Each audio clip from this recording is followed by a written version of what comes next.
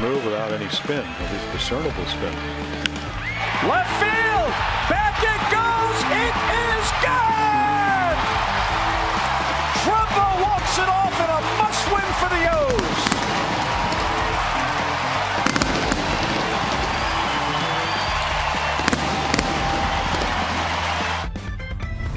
There it is. The Orioles going to do a $100 wager here, Dylan McGordy.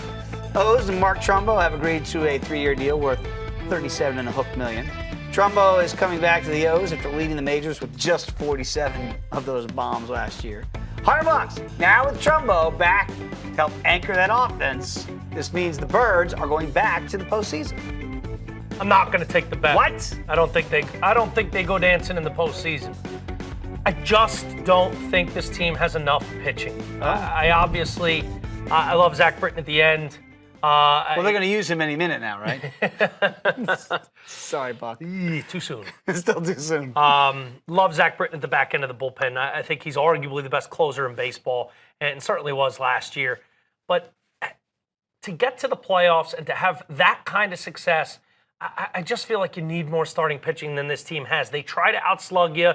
They try to win these 10-9 games. And I know it's worked in the past. I know they secured one of those wild card spots last year. But, man, Zach Britton had to be almost perfect, pretty much perfect. And they had to have the league leader in home runs. Another fantastic year from Machado.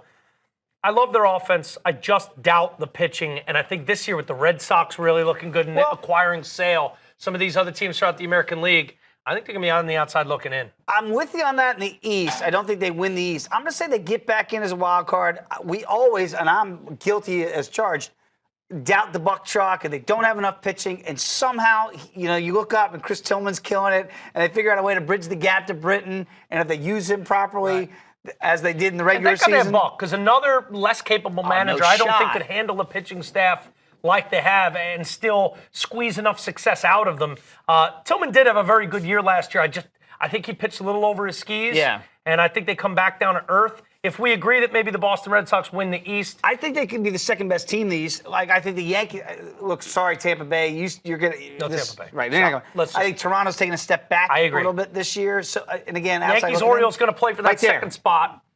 You don't know that you're going to get 2 spots out of the East, depending, because the Indians, you figure, are going to make the playoffs, probably win the Central. Sure. What happens with the rest? Can the Royals revive themselves? How about Rangers. Detroit? The Rangers certainly look like a playoff team. Can you get anyone else? Seattle? Anyone else out of the West? It's going to be a dogfight. It's going to be a dogfight. And you're going to gamble that they get a wild card spot. I'm going to gamble they don't get a wild card spot. We both can agree.